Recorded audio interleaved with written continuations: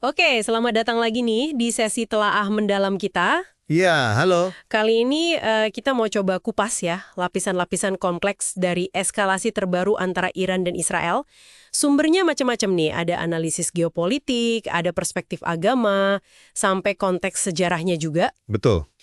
Misi kita seperti biasa ya, ingin menyarikan inti informasinya, biar Anda semua yang dengerin paham apa sih yang sebenarnya terjadi di balik berita utama dan kenapa ini penting.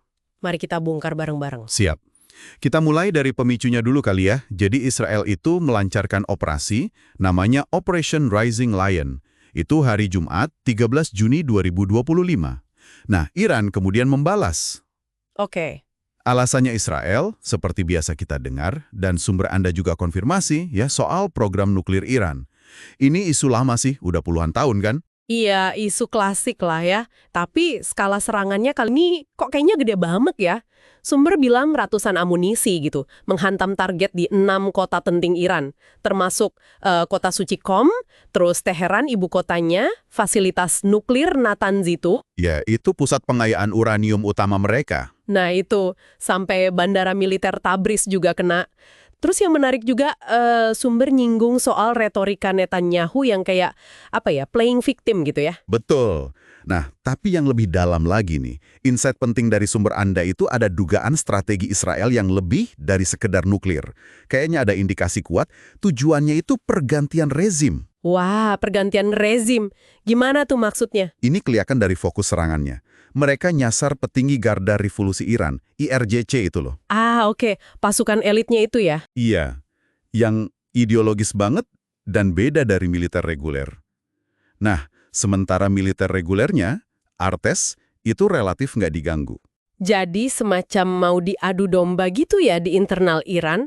Sumbernya bahkan bilang nama operasi Rising Lion itu ada kaitannya sama simbol singa dinasti Pahlawavi sebelum revolusi 79. Nah, itu dia. Klop kan sama pandangan kalau Israel mungkin memang mau eskalasi lebih jauh. Kalau bisa sih najak Amerika Serikat sekalian. Oke. Sementara itu kalau dari sisi Iran gimana strateginya? Sumber bilang beda ya? Iya, kalau Iran menurut sumber Anda, mereka diduga tujuannya justru merusak legitimasi Netanyahu di mata rakyat Israel sendiri. Oh, menarik. Caranya? Caranya, ya nyerang target-target strategis. Misalnya markas Mossad atau bursa efek. Tapi hitungannya tuh meminimalkan korban sipil. Harapannya sih, tekanan publik di Israel bisa bikin Mossi tidak percaya ke Netanyahu. Cukup berani ya strateginya. Tapi, sumber juga nyebut sesuatu yang menarik nih. Katanya kemampuan rudal Iran kali ini kok kayak lebih bisa nembus Iron Dome Israel ya?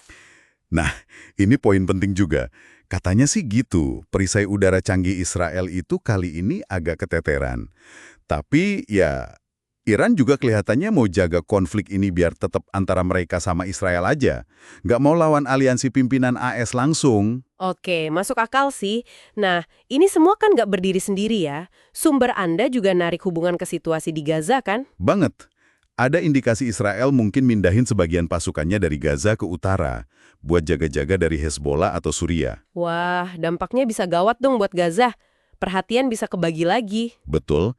Sumber malah nyebut ada laporan eksekusi warga Gaza pas konflik Iran-Israel ini lagi panas-panasnya. Jadi perhatiannya teralihkan gitu. Ya ampun. Ngomongin Gaza, ini juga nyambung ke soal akses bantuan kemanusiaan ya. Katanya aktivis susah masuk lewat Mesir. Ini ada kaitannya sama politik dalam negeri Mesir juga ya? Iya, disebutin gitu. Katanya sih terkait posisi politik Presiden Sisi pasca Mursi, terus dugaan hubungan sama Israel, ya mungkin juga kegagalan kolektif negara Muslim ya. Realitas politik yang rumit lah, dan pasti bikin kecewa banyak aktivis. Rumit banget emang. Nah, di tengah kerumitan ini, ada dimensi agama juga yang disorot sumber kan? Betul. Misalnya pandangan Syekh Al-Fuli yang dikutip itu. Dia nyeruin persatuan Muslim. Lepas dari beda Sunni Syiah ya. Dua mazhab utama Islam itu ya? Iya, untuk dukung Iran lawan Israel sebagai musuh bersama. Meskipun, ya tetap ngakui kalau Iran juga punya kesalahan di masa lalu kayak di Suriah misalnya. Ini perspektif menarik sih, apalagi kalau dibandingin sama negara Arab lain yang kayaknya diem aja, malah ada yang ngelarang bendera Palestina kan? Ya, kontras ya. Tapi di sisi lain ada pergeseran aliansi juga nih. Arab Saudi sama Iran kan rekonsiliasi di mediasi Tiongkok. Ini bisa ngubah peta kekuatan juga. Wah, iya benar. Nah, yang jadi peringatan dari Syekh Al-Fuli sama Ustadz Amar Risalah di sumber Anda itu, jangan sampai kita, maksudnya umat Islam, kejebak debat sektarian Sunni Syiah di medsos. Fokusnya harus ke musuh bersama. Kan serangan Israel nggak pandang bulu, Sunni atau Syiah dihajar juga. Benar banget. Jangan sampai terpecah belah ya.